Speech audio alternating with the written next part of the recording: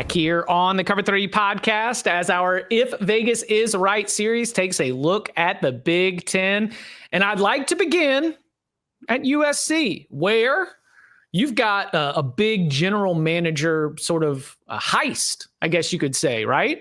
Getting Lil Bowden from Notre Dame, that's sort of throughout the industry, gets a lot of like nods, a lot of thumbs up. He meets with the media and he immediately starts to call back to the Pete Carroll era, right? Reporters are asking him like, what is your game plan for building a roster at USC? And he says, if you go back to those championship contending teams under Pete Carroll, they were built in Los Angeles. They were built in California, and that's what we have to do. He is saying all the right things that you need to get USC fans excited about how Lincoln Riley can, as he was hired to do, lead USC back into championship contention. However, at FanDuel Sportsbook, where you can make every moment more, their win total for the 2025 season, 7.5. And last I checked, 7.5 does not have you competing for the Big Ten championship, certainly doesn't have you competing for the national championship, probably isn't even in the college football playoff conversation. Over is at -118, under is at -104. I mean, this is a very much 7-5, 8-4 proposition. Tom, if they're 7-5 or 8-4, what does that mean for Lincoln Riley in the future of the Trojans?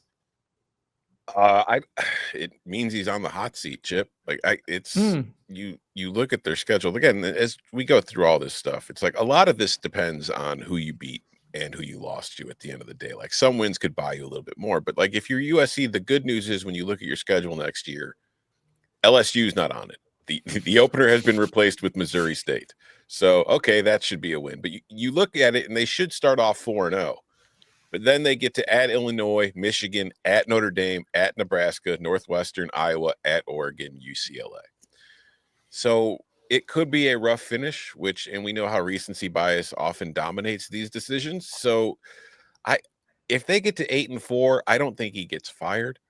I think that he's fine, and there's more optimism going into next year, kind of being like, all right, next year we have to take that step forward or we're done and we're moving on. If he goes 7-5, I don't think I still think he gets another season, but I don't think anybody's happy. Yeah, I think he's probably safe at both of these numbers because the buyout is rumored to be pretty huge. But would it really be all that crazy if and this might be a crazy that connecting the dots, right? But where was AD Jen Cohen before she was at USC? Wait, hold on. Yeah. Where was it? Washington. Was it Washington? Washington. Who did she hire at Washington? DeBoer. Yeah. Would it be that wild to get DeBoer out to USC and like you let Riley out of this crazy thing? And maybe he wants out too? I'm just saying, like, that could happen. I think USC was better last year in some ways than its record showed.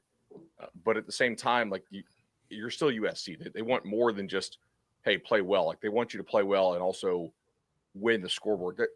There are some games on here that I think are pretty telling. Like, if you lose at home to Iowa, this is year 4 for Riley? Mm-hmm. Yeah. I think you're pretty pissed as a USC fan if you're losing home games to Iowa, right? Mm-hmm.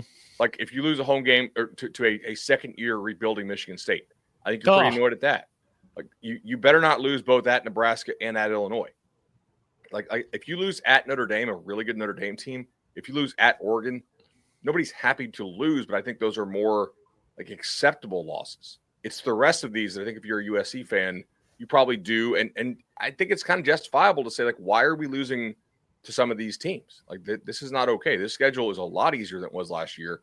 It's a bottom half schedule in the Power 5. It's one of the easiest in the Big Ten, I think, even when you factor in the Notre Dame game. So, yeah, I think their fan base would be pretty pissed off if they go 7-5. 8-4, I still don't think they'll be very happy with 8-4. This is one of those programs, too, that's pretty unique with a pretty vocal former player group that comes out, either guys that are in